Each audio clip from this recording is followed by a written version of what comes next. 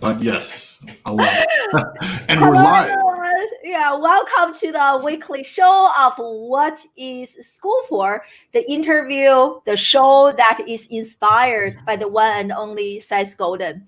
On this show, I interview leading business owners, entrepreneurs, educators, parents, traditional students, and non-traditional students to come here. We discuss, debate, and disrupt education.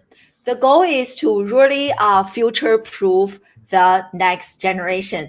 And today we are chatting with my new friend, a LinkedIn connection, and I was just joking with a Claus before we went live, a celebrity. The first time that I'm chatting with a celebrity, and the first time I'm chatting with someone from Denmark. So I feel really, really honored. And Claus, my guest of honor, Claus Raasted, and it's spent more than 2 decades designing interactive experiences and participatory fiction, which we are going to learn more about. I had no idea what this was, but as I was doing more research about him, I am so impressed. I think we're all in for a treat to learn more about participatory fiction and how we can apply this to education settings, to events, business settings, so that we can be more future ready. And Claus is also the director of the College of Extraordinary Experiences, which is amazing. I'm going to show everyone a quick video clip as we dive into some of the questions. And Claus is also a senior advisor to McKinsey, and so much more to what he does. And I am really excited. And I'm really honored to have you on my show, Claus. And we are live on Facebook, on LinkedIn, on YouTube, on Periscope. And guess what? I have just added Twitch to my restreaming link. So we are also live on Twitch. I'm excited. My first time going live on Twitch. So let me know in the comment section where you guys are joining us live from. And yeah, let's get started. Welcome to the show, Claus. Thank you. And we're also live on my Facebook and my LinkedIn. So we're getting as far out as we can.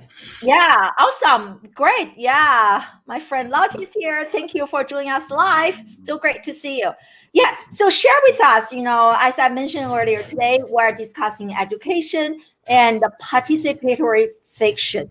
I think most people understand education, but what is participatory fiction? This is definitely a new concept to me, and I'm not sure about my audience generally is smarter than me. Have you guys ever heard of this? So let us know what this means and what inspired you to dive into this industry 2 decades ago. So I think the easiest way to start is to show what I used to do. Not what I do today, but what I used to do.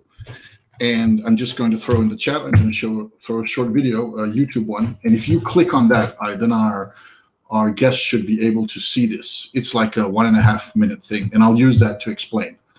Remember to get sound because it has nice sound. Yeah, I know. I watched actually quite a few videos.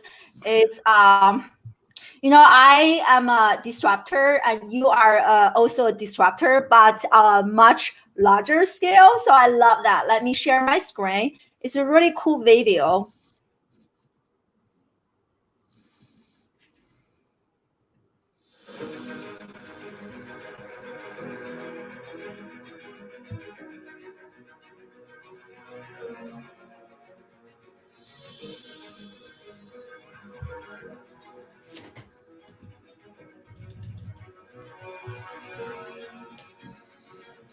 Are you content with just one reality?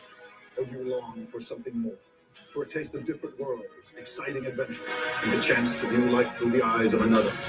Amazingly convenient. My name is Claus Raasted, and I'm part of Breakout Studio. We produce spectacular live-action role-play events for the international audience. And you are invited.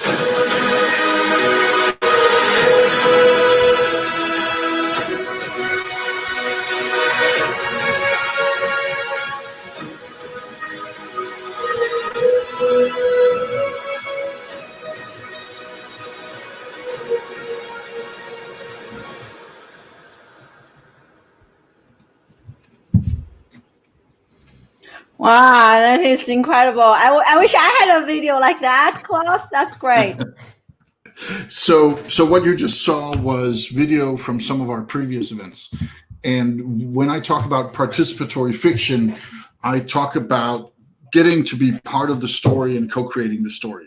So imagine that you're reading a book. You can read the book, you can picture the characters in your heads, you can think, why did they do this? Or, oh, the villain is so terrible, or the heroes are so great, or this feels like me, or this speaks to me somehow, but you can't really change it. You can't do something different. You can't say we should have gone left instead of right. You can throw down the book, you can kind of set it on fire if you're dramatic enough, but you can't change it because the story has been created. You can consume the story or not. You, of course, have a little bit of co-creation because you're the one creating the mental images, unlike if you see TV where you get it all fed to you, but you're still not in charge. When you do participatory fiction, or in this case, live action role play, there are many different kinds, you get to be partly in charge of what's going on. So what you just saw was not actors. This was all participants at events, people stepping into a fantasy world for a little while, pretending to be wizards, rock stars, pirates, whatever strikes their fancy. And that has an enormous educational potential because the mind doesn't understand fiction. The brain doesn't understand the difference between fiction and normal social reality. So if we go somewhere and we pretend to be pirates for a weekend sailing on a pirate ship, we're going to have a lot of things happening that are to do with leadership and team building and fairness and culture and all sorts of learnings that will have us pirates. We need to divide the treasure and lead each other into battle and sing lusty pirate songs and do pirate things. And a lot of that is incredibly easy to transfer to real life afterwards. But of course, learning about team building or learning about leadership models is much more fun if you're a pirate captain than if you're sitting in a dusty classroom with somebody throwing PowerPoints at you, because you learn with all five senses. You're engaged, you're immersed. And then afterwards, you can, during the reflection phase, you can say, oh, when we did this, we learned that. And that's why it's an incredibly powerful way of learning. So that was the short intro into what is participatory fiction, where I come from, and how is it relevant for learning. Oh, I love that. And everyone loves the video. Like, it's great. I love the video too. I don't even know how many times I watched.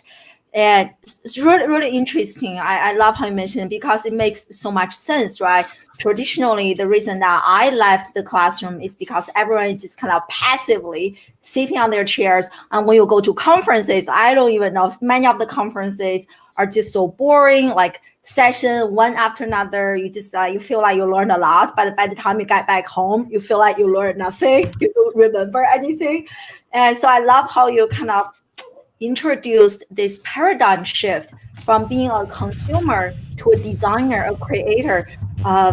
Very, very powerful. So can you give us some share some transformations that you have observed and from the students you worked with or from participants? I know you work with IKEA, McKinsey, so many different corporations and small businesses. What are some observations or maybe initial resistance that you have observed as a result of introducing? I think this is a radically different model to the traditional education or corporate space. So thanks for asking that excellent question. And I've worked with adults, I've worked with kids, but a lot of my early years were working with kids. And that means a lot of my kind of most precious stories are from kids.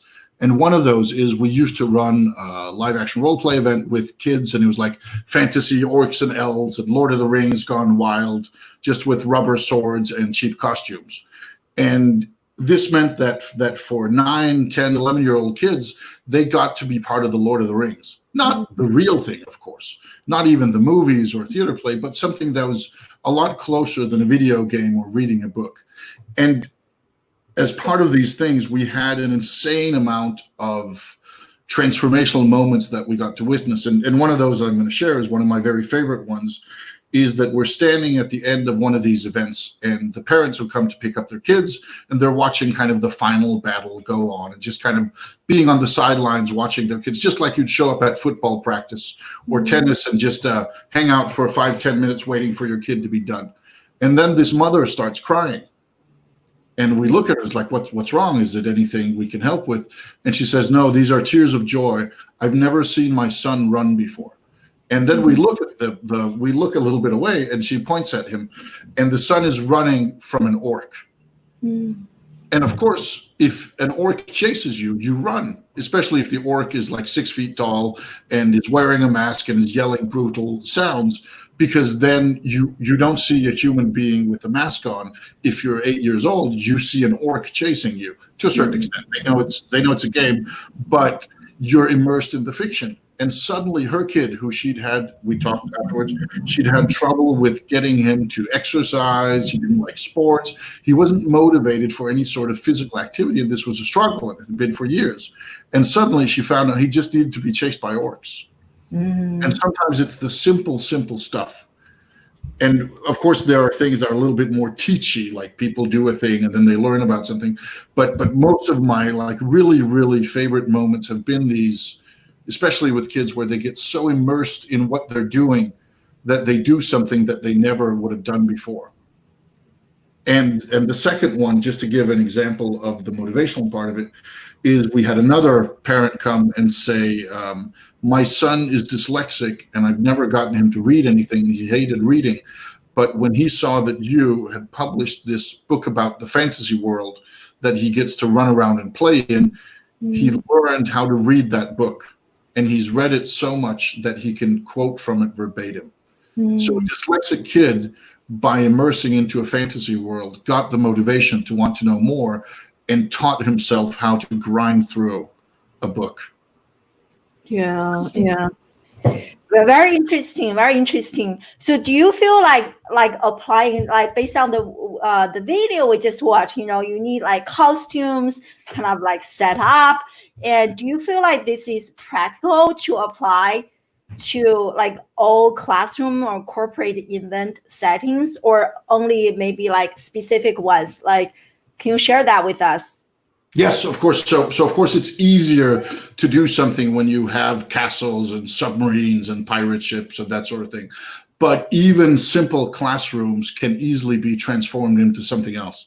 I think the most boring thing I've ever taught was, or kind of converted into participatory fiction, was taking 6th and 7th graders at a Danish public school, 50 of them, and teaching them about the agricultural reforms in Denmark in the 1780s, using their classroom. So using their classroom, we turned that into fields, like fields you can work in, like wheat fields and hay fields and that sort of thing. And we made a simple simulation there using whatever we had in the classroom and some very, very simple props. And part of the thing was they had to work the land, which was defined by tape strips on the floor. And every third day they had to work for the Lord, the local nobleman. And he just asked them to carry chairs back and forth. So even using very, very simple and very, very rudimentary tools, you can get very far. Now it's easier. It's easier to get people engaged if you have insane production values. That's no different than Hollywood. If you're in a real castle and everybody looks like it's Harry Potter, it feels like Harry Potter. But you can do a lot just with this classroom. Yeah, I love it. I'm just thinking about some of the literature class and some of I go to lots of social media marketing conferences. I think it will be really great once we enter the conference. They almost feel like you wear different hats, make this into like a really nice setting. I don't know how, I think that would be really cool. How about give us some examples of you working with different corporations, and how do they apply? Because I feel like even before prior to our interview, you and we had a chat, and you were joking that you don't even look like someone who works for McKinsey, and I think we all have that stereotypes, right? So to me, people in the corporate, they are even more rigid, even less innovative and imaginative than children. So how do you apply, get them ready, set them up, and how do you apply this type of, participatory fiction or learning and to the corporate environment? I'm very curious. So first of all, it must be said that while I do work for McKinsey on a freelance basis, I'm not a full-time McKinsey consultant. So the advisor position is kind of an internal, external one. So it would be a mistake to say that I'm a full-time consultant, though I do consulting on some projects. However, I'll just because it's easier to show things than to talk about them. I love it. Show me economy. Yes. Yes. What I'm going to show you here is from a short one-day workshop for a leadership training program. And if you click that and share it, then we can see how this looks, and I can tell you a little bit more once we've shown it, just to see what it looks like when it's not grand and crazy. Yeah. Grand and crazy.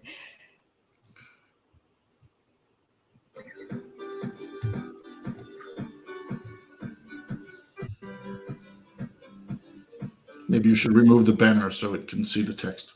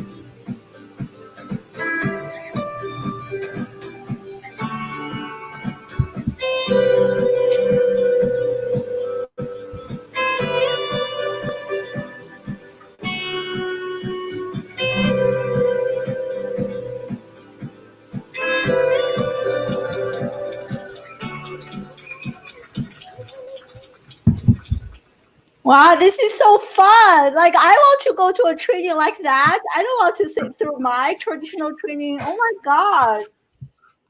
And I said, this isn't the wild stuff. This is this was using their own training center and using the things we had available. And of course, some of it is straight like classroom teaching. Some of it is exercises. Some of it is participatory fiction. Some of it is like roundtable discussions, using a lot of different ways of attacking the subject. But just to give an example of how this can easily be applied in like a very corporate setting, that one of the exercises that we do is something that we call the rockstar media. And you take a small group of people, could be 5, could be 6, 7, 8 people, and they have to pretend that they are the advertising agency Rockstar Media. And then one person plays the client who comes in with an idea, and they get roles. So they have a CEO and a research director and a visual director and a brand expert and all sorts of nonsense things. And then they come in, the client comes in with a simple task. And the difference between this and reality is that here there are a couple of dramatic rules in place. One is that there's no jokes, no innuendo, no hidden meanings, no sarcasm. Everything is exactly what it is. Number 2 is everybody's the best ever and every idea is the best ever. So when somebody says, what if we turned it upside down? At a normal meeting, what normally happens is somebody says, that's a stupid idea, Hans. Let's not do that. But here it's like, yes, oh, that's awesome. High fives all around. And the third thing here is they're supposed to use crazy over-the-top body language. So people will be posing and they'll be like, that's exactly what I mean. And they'll be jumping around and illustrating things. I feel energized just listening to you describe this. Yes. And what happens when we do this is that people afterwards say, it felt silly to begin with, but it was fun. And we actually came up with good ideas. And then the kicker is when somebody says, I felt more comfortable coming up with an idea because I knew it would be received well instead of being shot down. And just by making a more playful space, people become more creative, more uninhibited, more kind of free-flowing. And even if you have 20 stupid ideas, you actually can easily get to good ideas because somebody says, let's put it on the moon. And then somebody says, yes, and let's make a prototype of it in Mexico. And suddenly the person's like, oh, wait a minute, Mexico's not a bad idea. Of course, the moon, we can't do that, but Mexico, And then they go on an actual idea train. So this is a simple example of how to do this to create more creative brainstorm sessions by pretending to be rockstar media. I love it. And you can see that, most people are engaged, they're dynamic, not like the traditional, training, half of the people are asleep or on their phone. When you look at traditional classes, my husband and I were just talking about this, with so many classes are just like watching online videos. I was like, wow, how is that different from like a traditional 500 people lecture hall? The teacher is like far, far, far away, like a teeny tiny dot, and the entire class, except the very first few rows, the students were paying attention. The rest of the class, shopping online dating, this and that. So like this is just like so refreshing to see. And I love how you mentioned, Claus, to create that safe environment where people feel like regardless of what they're saying, people are going to accept the idea. I think that is so important. I was actually doing some research on creativity for my students at my program, and I discovered there is actually a model called the shape of ideation. So as you are generating creative ideas, and as time passes by, and you will get to a low point. So from the low point to bounce back, you will need someone to share a very stupid idea. I just love how you mentioned that. Like when someone said something really stupid, like, oh, if this is where we're going, oh my God, I have so many ideas. And oftentimes you wouldn't have that second wave bouncing back without going through this kind of journey to share some stupid ideas. So I love how you mentioned that. I love it. Thank you. Yeah. And what you say is to me really interesting, because when we look at social situations, meetings, conferences, dates, family dinners, whatever it is, classrooms, there's a certain set of behaviors that are socially acceptable. And if you put in somebody who pushes the envelope on those, who kind of expands what's possible, then other people can fill in the gap. And one of the things that I do as a simple trick when I'm a listener at a conference or at a talk or lecture or something like that is, when it comes to the Q&A session, I'll ask one funny, pointed, and usually somewhat insightful question, and I'll ask it in a very humorous way that gets the audience to laugh. At point one, this of course means they have a tendency to notice who I am and talk to me afterwards, which is nice. But it also means that I've seen in action, I've seen this many times, that it makes other people feel comfortable asking their question, because they're thinking, at least my question is less outrageous than the bearded Viking guy's one. So suddenly it's okay. So it's this creating a bigger space of possibility by kind of interactions. And one of the reasons that I love using these participatory fiction, role play things, simulation, is that you control everything. You control the narrative, you control the roles, you control the dramatic rules, you control if you put in some sort of gamification, you control the story, and you control everything, and you can tweak everything.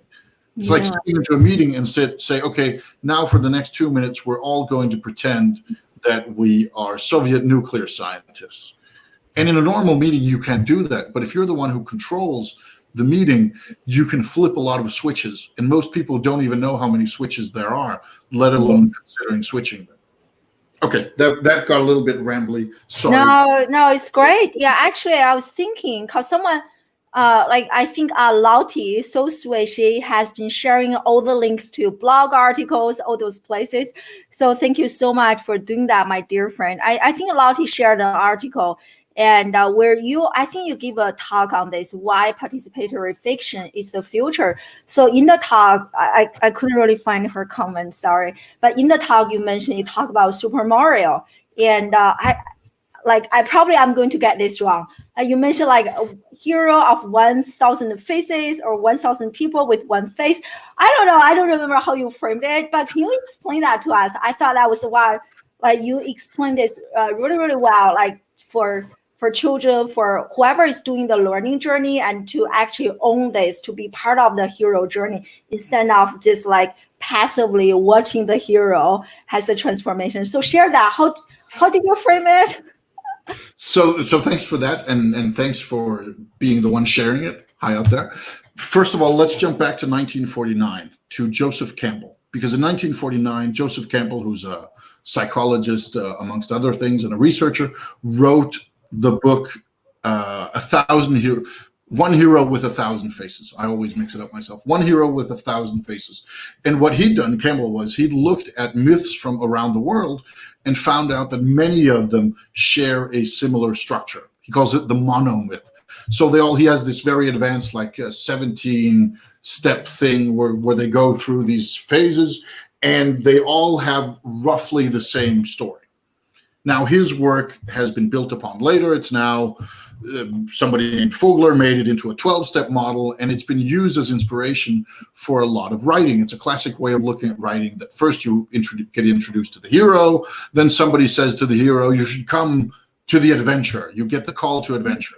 And the hero says no, refuses the call. Then something happens. Then the hero meets the mentor, goes into the special world, goes on adventure, meets allies and challenges, and goes to what is called like the ordeal of the innermost cave, or approach to the innermost cave. And like the big ordeal, the big battle, the big test, the big challenge.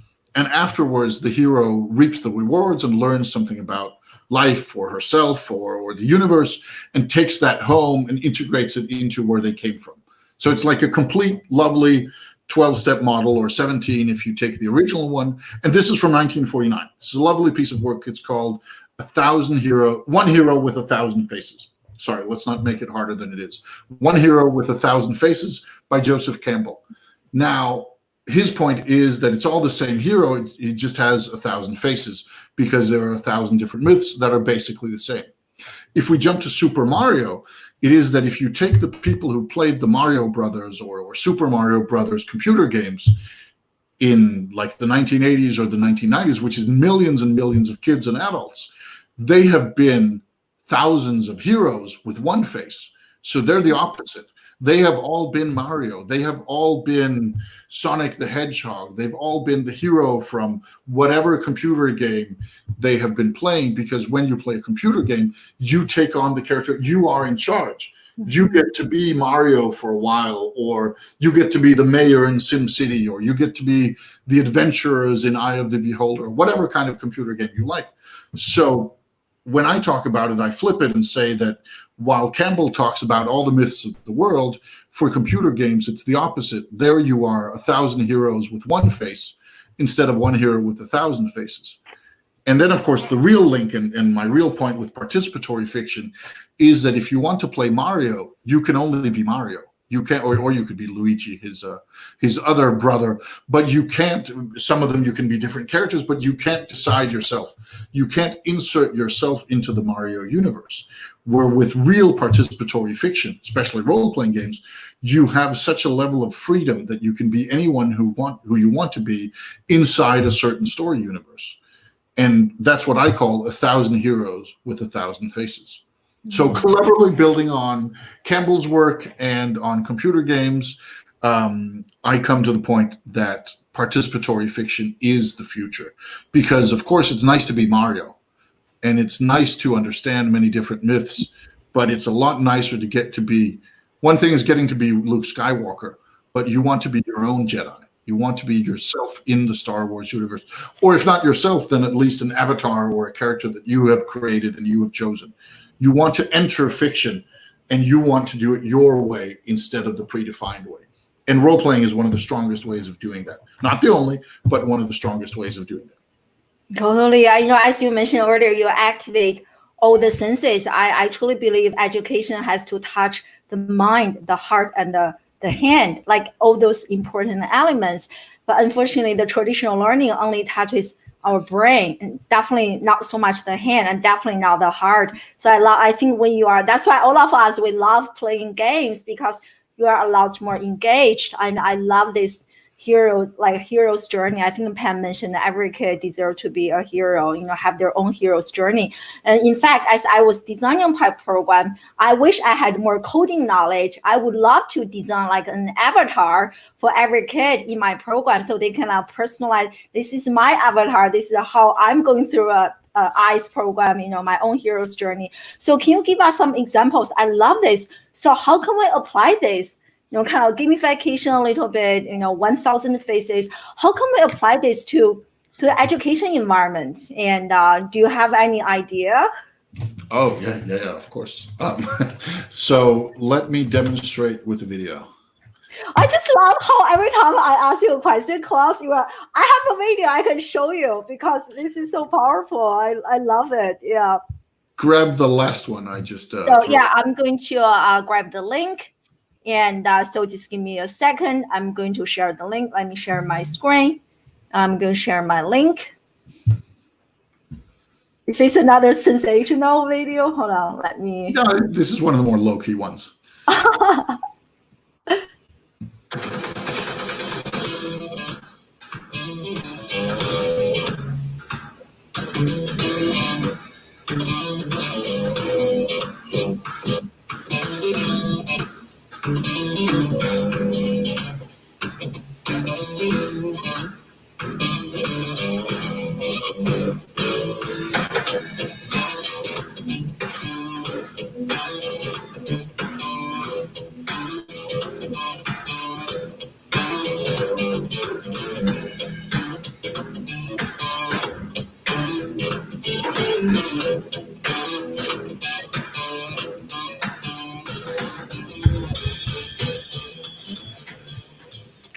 Really interesting. You can see the excitement on children's faces. So what we just saw was from my nonprofit organization, Participatory Fiction, the role-playing factory. Is here we take our organizational our organizational clubhouse and turn it into a wizard school. And this happens once a month. And here it's done mainly for entertainment, but using that setting, saying we're not now in school, we're in wizard school. You get to change the way things are being taught. So let's say you want to teach about geography. Very simple. We want to teach about geography. So what is the more interesting? Is it learning about geography in a traditional sense? Or is it saying that we are going to send secret wizard agents out into the world and we're going to take over all these countries, but before we take them over, we need to do research on them. So you, Agent Zhang, are going to be sent to Brazil, so you need to actually practice you need to understand the local voodoo culture, you need to understand the political culture, you need to understand where is Brazil, what language do they speak, which spells are relevant, which ways of interacting with the locals are relevant. And suddenly you have a little bit more motivation to learn about Brazil, because you're going to be a secret agent in Brazil after all. Amen. Amen. You just like one of my favorite lines is that learning has to be personal. When children are learning, about Brazil, about China, countries they have never heard of, like, why am I interested? Like, why should I be interested in this? How is this knowledge going to benefit my life right now, right? Especially for younger children. I just love this example that you share. Like all of a sudden, yeah, I'm designing this journey. I'm the hero of this. Oh my God, I love this. I'm thinking about how I'm going to apply some of those ideas to my own program. I love it. Yeah, and I love this quote from Pam. Confucius said, "I hear and I forget. I see and I remember. I do and I understand." 100%. Thank you for that, Pam. And we'll even add another piece of cherry on the top. And this is from the Danish boarding school, Østerskov boarding school, which is the first fully live-action role-play teaching boarding school in the world, opened in 2006. And I've been one of the school's ambassadors since its beginning, and I've taught a little bit there, both kids and adult and teachers. But there's an example from one of their very early days where they did one of these like wizard school things with kids, and then they did chemistry. So they do all their teaching through role playing. But this is from a chemistry class.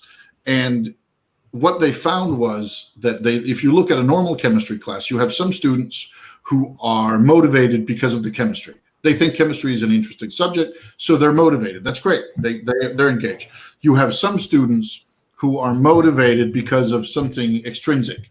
Their parents have promised them to go on a vacation to France if they get good grades, or they want to impress the guy or the girl or the uncle or whatever it is.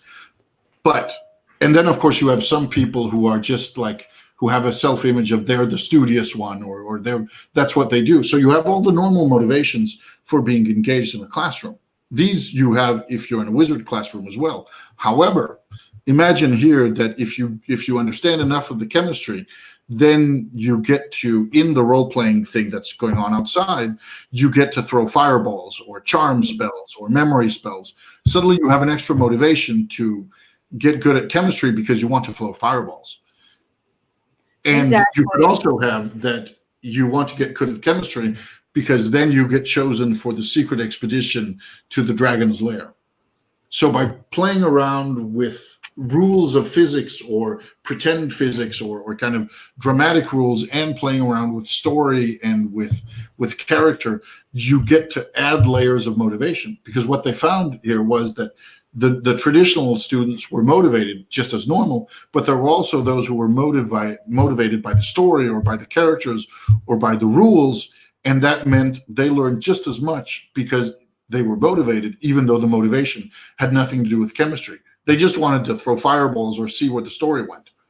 And that works whether you're pretending to be code breakers learning math or you are wizards learning chemistry or something else. And for this, I have, surprisingly enough, throw this on. This is 2 minutes and explains exactly what it is. Yeah, I love that. I just want to, like, it is so true. I remember I shared the story, but I have also met even my son, or before he wasn't really into learning math, but now he's selling stuff on eBay online all of a sudden because he wants to make money. And then therefore I need to figure out the math part, right? Like for me, I grew up in China. Many of you are probably already familiar with my story. I hated Chinese educational system and I wanted to study abroad. And for me to do that, I had to learn English, which I hated learning when I was a kid. I was like, I'm a Chinese, why do I have to learn English? But after I gained that purpose, that motivation to leave China, go as far away as possible, like all of a sudden I was taking English classes. I was like the hardest working student when it comes to English.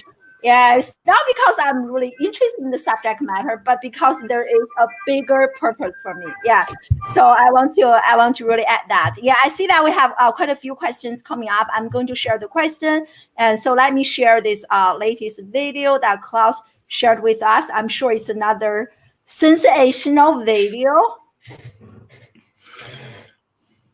I need to make better videos for my own program. I'm inspired by this. Okay. Dear Europe, we want to tell you the story of Emilia. In mid-March 2020, Emilia started going to school from home. It didn't take long before she became bored, and her attention started to drift during lessons. Emilia's parents were frustrated as well. Working from home while having a bored 9-year-old in the house wasn't easy. Then, Emilia discovered something wonderful. A new way of learning, where a small group of kids took part in interactive storytelling lessons done via Zoom. Each session, a master storyteller would take the small group of participants through an epic adventure, with each of them controlling one of the main characters of the story. To Emilia, it was kind of like listening to an audiobook, but where she as a reader got to decide part of what happened. And suddenly, learning became fun for her. So far, Emilia had learned about math while being on a pirate adventure, and about geography in a 1910 story inspired by Jules Verne. And for her next adventure, she proudly told her parents she was going to be a starship captain. They discovered that the concept was called the adventure methodology, and that it was spreading around Europe. Apparently, it had been created during something called the EU versus Virus Hackathon by a group of extraordinary experience designers. They called it the next level of audiobooks. Emilia's parents called it a good way to learn, and also several hours where we can work in peace. They found some research online that said that humans actually learn quite well through stories. But what really impressed them was the evening when Emilia came and said, "Mom and Dad, can you help me find out more about geography?" She'd never cared about geography before, but it was like someone had sparked the fire of self-learning within their daughter. And isn't that the true goal of education? Not just teaching us things, but allowing us to learn by ourselves. Amen. That's kind of my entire education approach, which is to really inspire the heart. Once the heart is ready, they will practice self-directed learning. I see that in my students, in my own children. I love that. And I will share the link in the comment section. So here's a question from my new friend, joining us live from India. Thank you so much. And so he was asking about like kind of follow up on our discussion right now, simulation games, and how can someone also learn from a strategy game like Game of Empires. I have no idea what that game is. I do. So, okay, where a person, like single person is the sole creator, and yeah, so you got it. Yeah. So there are several things to say here, and one of them is that for Age of Empires, which is one of these real-time strategy games where you take an empire somewhere in history and you beat up other empires. Well, first off, people who play Age of Empires, they learn a lot of history.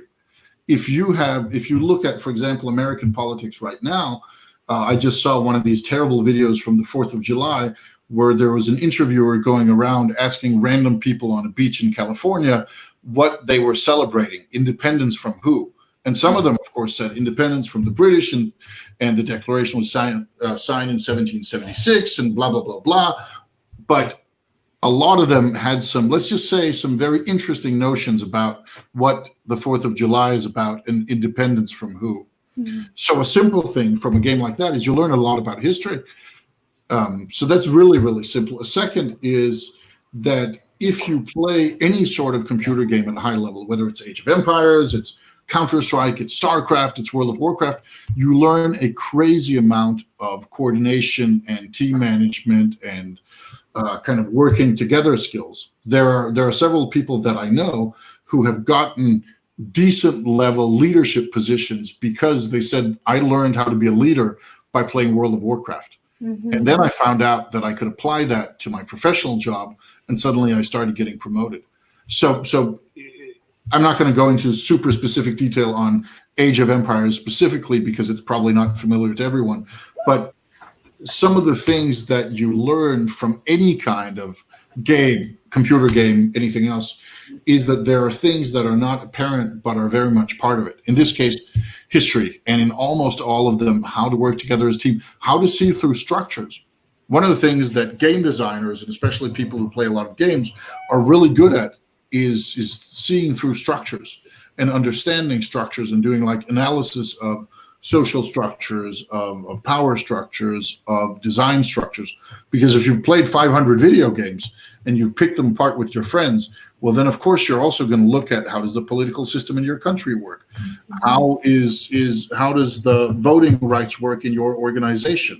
How is Major League Basketball organized? And you're going to be pretty damn smart at that because you've transferred the knowledge from somewhere else. Oh, totally. I mean, even my 8 years old, he's really into Minecraft. And I frequently hear him saying that my team, like, wow, I don't hear him saying that so much about his traditional classes. But online, he has this sense of unity. He and his team, they are working on this common goal together. Like, I love it. And even on this show, I have interviewed quite a few people who shared one of the reasons they get to where they are today is because they were a good gamer and they learned lots of skills, right? And I think, yeah, so my new friend here, yes, help him definitely. I mean, like, he works for Microsoft, used to, and now works for Amazon, clearly. And I have also met quite a few myself, very successful career because of, but why do you think parents kind of demonize this, right? Teachers also, like, when I talk to parents, I hear this a lot. My children do nothing other than playing games. Is there a way that, I work with students who have a social media addiction. So is there a way for them to kind of, like, how do you talk to parents who think their children are addicted to games? Like, what do you say to them? So I'm going to cheat here because I'm not going to show a video. However, I am going to give you a link to a blog post that you can throw up. And I don't want people to read it live, but just for those who are curious. But the title says it all. And this is from a conversation I had with a business friend some time ago who was talking about how his son was so engaged in playing a computer game that he said, but he's really, really good at it. He's like, I think, top 300 in the world. And I said, top 300 in the world, and you're complaining about your son? And he said, yeah. And then I said, what? And I asked him a simple question. I said, what would you have done if he'd been this good at tennis? And then he looked a little, and then he was thoughtful, and he said, I would probably have sent him to tennis camp and paid for a private tennis tutor. and supported him if he wanted to make something of it. And I said, what's different about this? And then he said, I guess nothing. I guess it's just I understand tennis. I don't understand this. And then he asked, because he's an awesome guy, he said, what can I do? And I say, if you go home and you talk to your son and you say, hey, I realize that I may not always have been as supportive as I could have of your computer gaming hobby, but what can I do to help? And then he wrote me the day after and said that he just given his son a decent amount of money to improve his gaming computer. What had the son said? He was very, very happy with his father. And this is not a standalone story. This is just the time I wrote an article about it. Wow, that's a powerful story. And that's where it is that we, as I'm a parent myself and a newly found one, I have daughters too, so she's not making that many demands yet of kind of what she wants to do with her life. We'll get there. But we look backwards instead of supporting even when we don't understand. It's like, oh, I don't know what computer games are good for. Well, that's fine. But 30 years ago, people didn't know what something else was good for. And 50 years ago, parents demonized rock and roll music. And 100 years ago, we said women shouldn't have the vote. And if somebody came and said, well, I mean, in my day, women didn't vote, so why should they now? Well, because the world isn't like that anymore. And maybe in the 1980s, there wasn't a career or a lot of life skills to be gained by computer games in an obvious way. And now there are. And of course, even in the 1980s, there were obvious things to be gained, but it wasn't clear to everyone. So I think a lot of this resistance is simply lack of understanding. So my simple trick is, if you're in a position like that, ask the person who has resistance, what if it was tennis? And if their answer is different, then say, just treat it like tennis then. Oh, I love that. It's so true. I'm not really into gaming, but that's what I say about social media. Like, to me, social media is a really powerful, like what we are doing right now, right? It's a powerful way to build community, to learn something from each other, to practice digital networking. But many teachers I work with in the United States, in the K-12 space, they think social media is the worst invention ever. And I'm not saying there are no problems, but there are also a good aspect of social media. We can't just talk about the bad without showing the good. Let's talk about both. So what you just mentioned, Claus, reminds me. So a few days ago, I actually interviewed Guy Kawasaki, and I love to share this quote. And this one, hold on, let me block this. So I think, that's from the president of IBM. This quote. Yes. I love that. I love Guy Kawasaki in general. He's a hero of mine. For maybe 5 computers. Yes. But look in my home right now, we have probably 5 computers. Exactly. So exactly what you mentioned, right? Yeah, very, very powerful. Yeah. Now we learn how to talk to our children in terms of like gaming and things like that. Yeah. So we don't have much time left, and I know that you have been in the designing interactive experiences, and so I want to, because I go to conferences a lot, I would love to hear your perspective. Like, how are you envisioning the future of conferences? And right now, everyone is kind of doing online Zoom meetings, and I know you shared that. What's that girl's name? Like the story. So, what are some techniques that we can apply to make like online events, like conferences? Just like this week, I spoke at 2 different online events. It's pretty much very standard Zoom meeting, this and that. So how can we apply this participatory fiction to the traditional face-to-face once COVID is over, and apply this to the online conference environment? So I'll answer in 2 parts, and only one of them will have a video. So I think you raise the bar. In the future, when I have someone come to my show, do you have at least 5 videos? See, that's good. It's like there will be a market for 5 computers, and here it's like there should be 5 videos at a talk. No, so one of the things when doing online meetings, I found that a lot of people try to take online meetings and reproduce offline meetings as well as they can. Now, that's one way to do it. That's a simple way. But instead, I think that where online is strongest is by using its inbuilt advantages. And a simple example is, let's say you have 50 people in a meeting or in a classroom. Getting those 50 people in an auditorium, even getting those 50 people to go and talk in 3 or 4 person groups is pretty tricky. Getting them to talk to the person next to them is usually easy because they don't need to move. They can just turn and blah, blah, blah, blah, blah. And it of course sounds terrible, but it makes sense.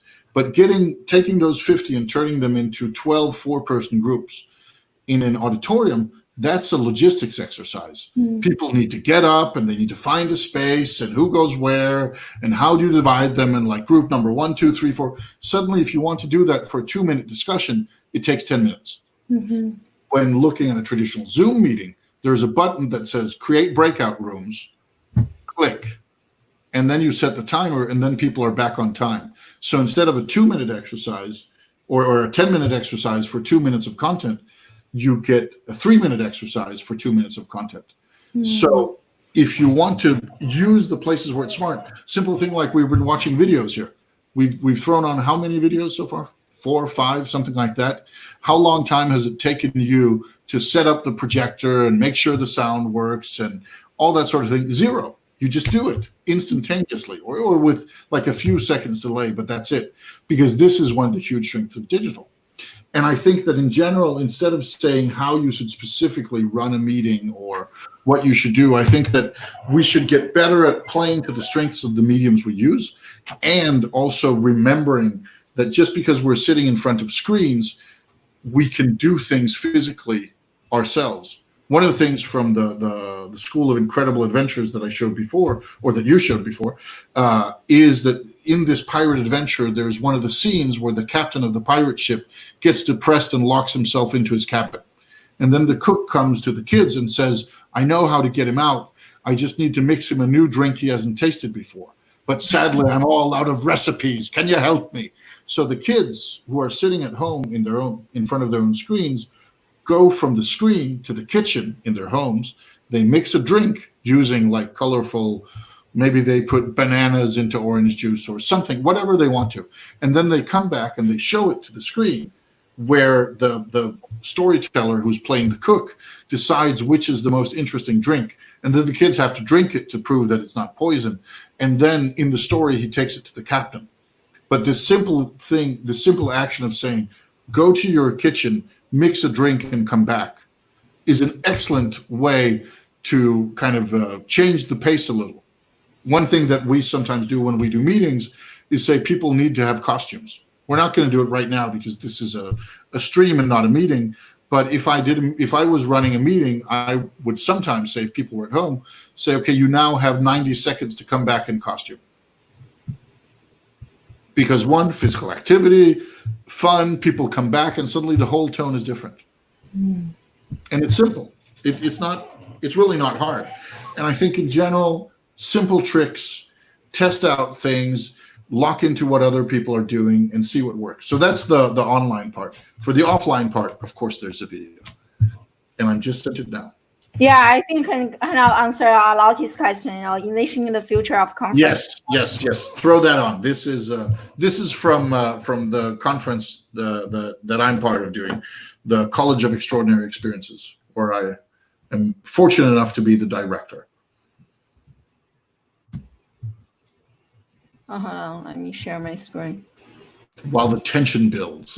Yeah, totally. I'm thinking about what you share a costume because on my program, we're going to dive into creativity. I'm going to ask my students to dress up in costumes when they join the session. I'm going to totally do that. Excited. Yeah, so here's the video. Things are a little different here at the college than at a lot of other colleges. We're going to be throwing things at you from a variety of angles. Some of the things where you think, what is wrong with these people? Why do they think of it?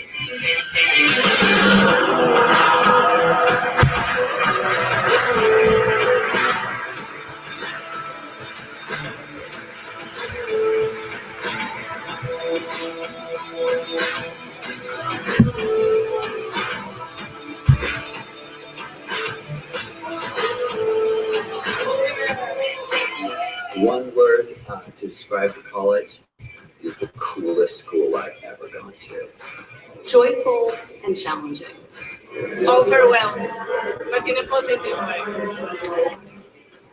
Astonishing. And say mind-blowing.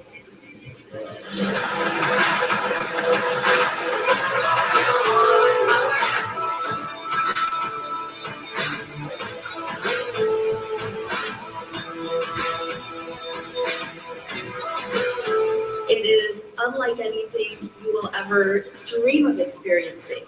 But when you come out of it, the other side, you will be completely and utterly transformed and inspired and eager to go out and change the world and do great things. I think people just need to keep on pushing and pivoting and use a lot of different thinking hacks.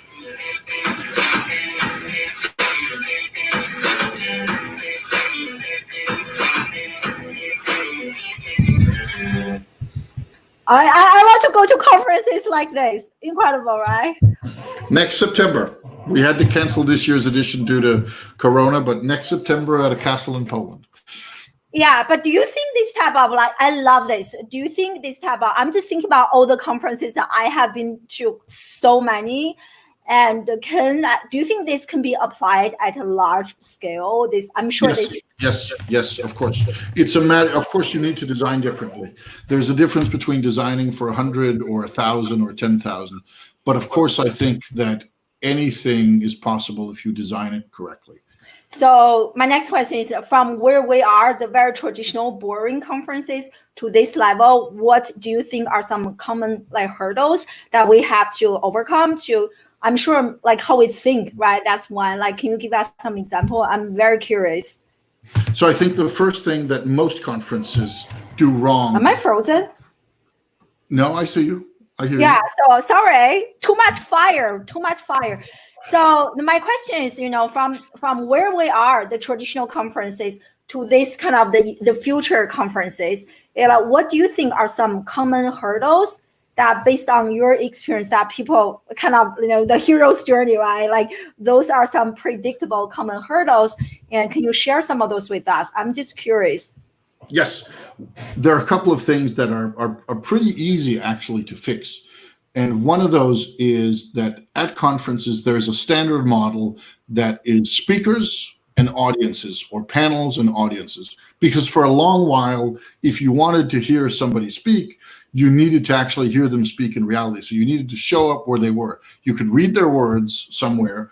You could be lucky and catch them on TV or hear them on the radio. But in general, if you wanted to hear the words of President Roosevelt, you needed to be at a place where President Roosevelt actually spoke. Now, today, you can find a YouTube recording of Guy Kawasaki. You can actually find many of them online, luckily, because he's a great speaker. And it means that even though I've never met the man, and maybe I never will, I've seen him speak many times already. So if I want to hear a lecture or a 10-minute YouTube or kind of TED Talk by Guy Kawasaki, I don't have to be in the room with him. I can sit in my bedroom and listen to that, or on my sofa, or in my office. So copying that format, to me, is just stupid. That I'd much rather, if I'm in the room, I'd much rather talk with the man or do something interactive. So the first thing is, if you're doing a conference, use the room, use the participants. I was at a leadership development conference last year where there were some really, really great speakers. And one of them, who I shall not name, did a really great really great talk. And then I went home and Googled him because I wanted to find out more. And I found out that part of his talk was exactly his TED Talk that he'd done 10 years before, even using the same slides. Now, then I got a bit disappointed because I could just as well have seen that on YouTube. While there was one of the other ones, there's a conductor at the Boston Philharmonic, Benjamin Saunders, who held a talk. And one of the things he did, he made 2,000 people sing Happy Birthday in a room. And I can't get that from my sofa on my phone watching YouTube. Being in that room was incredibly powerful. And of course, it tied into what he was talking about leadership. But use the room and make sure that you actually do something where people need to be there, instead of just doing something where you could just have sent them the video link. That's my number one thing. Are we still there? We're still there. My number two thing is, when people go to conferences, I think I'm having some bad Wi-Fi connections. Am I back? You're back. You're back. Did you get at least some of number one? Yeah, I got the entire number one. You probably didn't hear me, but I got the entire number one. That's great. Yeah. Number two is that when people go to conferences, one of the things that's hard to outsource is the networking. You go to conference, you hear a speech, or you go to a workshop, and then you meet somebody and you connect with that person.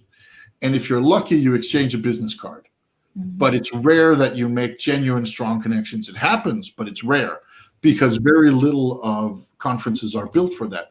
They have like networking hour, which is basically, here's an hour where we're not doing something, and we all put you in the same room, and then we say, go network. To me, most conferences are very sloppy in their network design and their connection design. And that's also a thing that's sad. And it's so easy. There's so many good tools. The bar is so low that it's easy to jump across it. And still many conferences fail. But number one, make sure that you don't just copy what people could see on YouTube.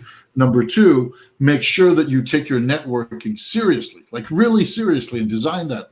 Our College of Extraordinary Experiences is primarily a network event. You are there to meet people you would not have met otherwise and connect with them on a deeper level. If you learn something, that's great. But our goal is that you walk away with 5 or 10 or 15 new strong connections, people who you consider friends and will not feel uncomfortable with just writing them on a random Thursday saying, hey, let's talk, or bringing them into a project. That's our main goal, is connecting people. And the third part, which is there, is that here are two scenarios. Scenario number one is we take 5 people and then we put them into a room to have an hour-long conversation about corporate strategy. And then afterwards, they go and do an escape room together. Or number two, we take the same 5 people and then they do an escape room together. And then afterwards, they have a 1-hour talk on corporate strategy. I think everybody knows which one of those corporate strategy meetings is going to be the most energized and the most fun and the most relaxed, is because you've built trust, you've built connection, you've made people do something meaningful, and in this case, fun, together, and then you have them talk. All right, I love those 3 strategies, really powerful. I love the escape room idea. Great. It's another type of role playing, right? You are kind of physically activating all the senses. I love it. So yeah, we're actually running over time. What a great discussion. Thank you so much, Claus. So share with us. I have been sharing your website and your LinkedIn, but do share with us again, like where can people learn more about you, connect with you, and here is your LinkedIn profile link. Yes, first of all, feel free to connect with me on LinkedIn. I've come to the point in my life where that's my primary social media tool. Whoever thought that would happen, but it did. Second is I have a name that only one person in the world has, so I'm pretty easy to find. I have a decent online footprint. So if you just Google Claus Raasted, you'll find a rabbit hole of epic proportions of books and articles and podcasts and videos and all sorts of things where you might regret it later, but it's there. And feel more than free to reach out. And if you want to find the college, Back. It's at extraordinary.college. No, that's okay. That's okay. Yeah, that's great. Yeah. How many books did you write? Share the number. Yeah, 29. Incredible. But that'll soon be 30 because we're working on a book. Yes, I was about to say that. You stole my line. We are, if you love today's interview, everyone, I know I ran over time, but we are working on a book together. Really excited and can't wait to share the book with you. Yeah. But anyway, thank you so much, Claus, for an incredible interview. And thank you so much, everyone in the live audience. I'm sorry about the Wi-Fi connection. I think we are just dropping so much fire and knowledge. So we're breaking the internet. So anyway, yeah, thank you so much. Make sure you guys connect with Claus. And I hope to see you next Friday. For some of you, it is Saturday. So I hope to see you next week, the same time, same location, and have an amazing weekend. Bye, everyone. Thank you.